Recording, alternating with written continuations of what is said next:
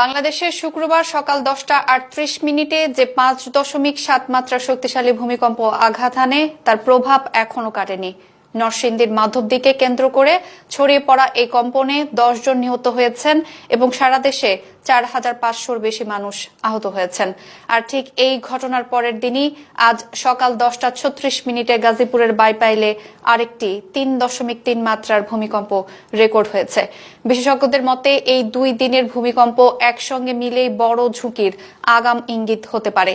এর পরপরই কম্পন ঢাকায় গড়ে তুলেছে বাড়তি আতঙ্ক, কারণ রাজধানীর বহু ভবনের দেয়াল, সিঁড়ি, রেলিং ও সাপোর্ট স্ট্রাকচারে নতুন ফাটল দেখা গেছে। পুরান ঢাকা, মোহাম্মদপুর, মিরপুর, বনানী ও কাকরাইলের বেশ কিছু ভবনের কলাম ও বাউন্ডারি ওয়ালেও চির ধরা পড়েছে। শুধু ভবনই নয়, মেট্রো রেলের অন্তত 6টি স্টেশনে মিরপুর 10, পল্লবী, বিজয় সরণি, কারওয়ান বাজার এবং ফার্মগেটে টাইলস ফ্লোর, দেয়াল ও সাবস্টেশন কক্ষে নতুন ফাটল শনাক্ত হয়েছে।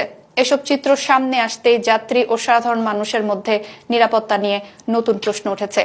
এই বাস্তবতার মধ্যেই ভূমিকম্প বিশেষজ্ঞরা একের পর এক সতর্কবার্তা দিচ্ছেন। মানারাত ইন্টারন্যাশনাল ইউনিভার্সিটির ভূতত্ত্ব বিশেষজ্ঞ অধ্যাপক মোহাম্মদ আব্দুর রব বলেছেন, আজকের ভূকম্পটি আরো বড় বিপর্যয়ের আগাম সংকেত হতে পারে। তিনি মনে করিয়ে দেন, বাংলাদেশ যে টেকটনিক প্লেটে অবস্থান করছে সেখানে 7 বা 8 মাত্রার ভূমিকম্প হওয়া একেবারেই অস্বাভাবিক নয়। ইতিহাসও সেই কথাই বলছে। 1897 সালের আসাম মেঘালয় ভূমিকম্প ছিল 8.7 মাত্রার। কাসার অঞ্চলে রেকর্ড হয়েছিল 8 মাত্রা, আর আরাকান অঞ্চলেও হয়েছিল 8.5 মাত্রার কম্পন। বিশেষজ্ঞদের মতে শত বর্ষের সাইকেল ধরে দক্ষিণ এশিয়ার এই অঞ্চলে বড় ভূমিকম্পের ঝুঁকি এখন আরো বাড়ছে।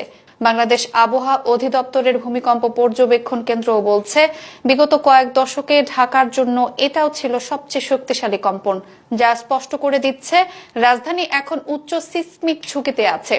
ভূমিকম্প বিশেষজ্ঞ হুমায়ুন আখতার স্মরণ করিয়ে দেন, 1918 সালেও দেশের ভেতরে 8 মাত্রার একটি বড় ভূমিকম্প হয়েছিল। তার মতে ভূমিকম্প মোকাবেলায় নিয়মিত মহড়া, পর্যাপ্ত প্রস্তুতি এবং বিল্ডিং কোড মানার বিকল্প নেই। সঠিক পরিকল্পনা না থাকলে ঢাকা শহরে ক্ষয়ক্ষতি হতে পারে ভয়াবহ।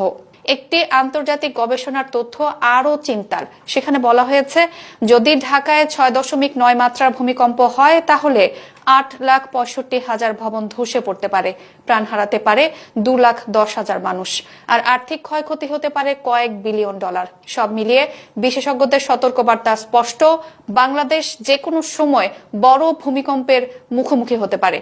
আর সেই ঝুঁকি কমাতে এখনই দরকার জাতীয় পর্যায়ের প্রস্তুতি, নিয়মিত মহড়া, অবকাঠামো পরীক্ষার কঠোরতা এবং বিল্ডিং কোডকে শতভাগ বাস্তবায়ন করা।